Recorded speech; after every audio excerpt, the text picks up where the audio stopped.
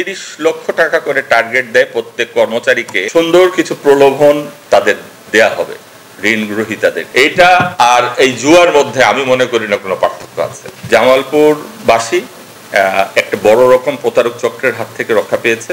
New standard finance and commerce multipurpose cooperative society নামে একটি প্রতারক সংস্থা জামালপুরে তাদের প্রতারণার কার্যক্রম চালু করার আগেই জামালপুর জেলা পুলিশ কর্তৃক আমরা গতকাল তাদের 6 জন কর্মচারী সহ একজন পিয়নকে জিজ্ঞাসাবাদের জন্য আমরা নিয়ে আসি। এই জিজ্ঞাসাবাদ করতে গিয়ে আমরা দেখতে পাই যে এই কর্মচারীগুলোকে, যে new standard finance and commerce multipurpose cooperative society কর্মচারীগুলোকে 1 লক্ষ টাকা করে নিয়ে তাদেরকে নিয়োগ দেয় এই মর্মে যে তারা 30 লক্ষ টাকা করে টার্গেট দেয় প্রত্যেক কর্মচারীকে, যে তারা বিভিন্ন প্রতারণার ফাঁদে এই জামালপুর এলাকার লোকজনের কাছ থেকে তারা অর্থ ঋণ দিবে, জামানত দিবে, এবং কন্ডিশন থাকে যে তারা ঋণের পূর্বে 10% অ্যাডভান্স এবং 1% সার্ভিস চার্জ যে ঋণ দিবে সেটি নিবে, এবং সুন্দর কিছু প্রলোভন তাদের দেয়া হবে ঋণ গ্রহীতাদের। এরই ধারাবাহিকতায় আমরা যখন তাদেরকে জিজ্ঞাসাবাদ করার জন্য নিয়ে আসি তখনই তাদের যে ম্যানেজার, আমরা যখন আমার পুলিশ সদস্যরা যখন যায়, তার ম্যানেজার আমাদের পুলিশ সদস্যকে দেখেই পালিয়ে যায়। পরবর্তীতে বুঝতে পারি যে এই প্রতারক সংস্থাটি বনানী সহ ঢাকার বিভিন্ন স্থানে তারা প্রতারণা করে আসছিল এবং কোটি কোটি টাকা মানুষের কাছ থেকে হাতিয়ে নিচ্ছিল।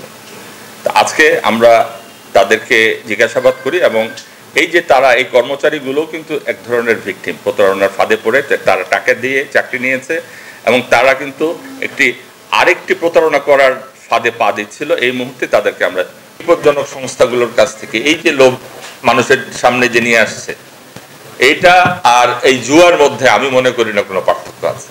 আমাদের এই এলাকায় আমার কাছে মনে হয় যে মানুষ সাধারণ মানুষ, সহজ মানুষের একটু তাদেরকে বুঝ দিলেই তারা মনে হচ্ছে যে তাদের বুঝে পড়ে তারা কিন্তু প্রতারণার ফাঁদে পড়ছে।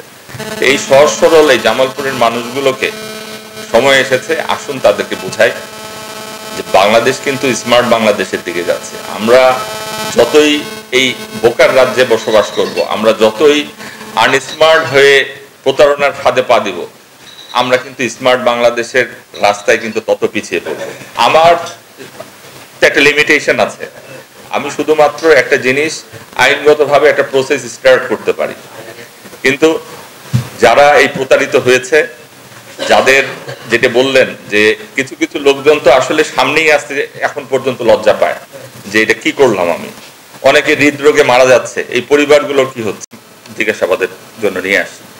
আমি বিশ্বাস করি যে জামালপুরবাসী একটা বড় রকম প্রতারক চক্রের হাত থেকে রক্ষা পেয়েছে এবং সামনের দিনগুলোতে জামালপুরবাসী যেন এ ধরনের যে প্রতারক গোষ্ঠীরা বিভিন্ন ব্যাংকিং সিস্টেমের মাধ্যম দিয়ে তাদের যে কষ্টার্জিত টাকাগুলো যেন না নিতে পারে, আমরা এই জন্য কাজ করে যাচ্ছি এবং আপনাদের এই জন্য সহযোগিতা কামনা করছি। ধন্যবাদ।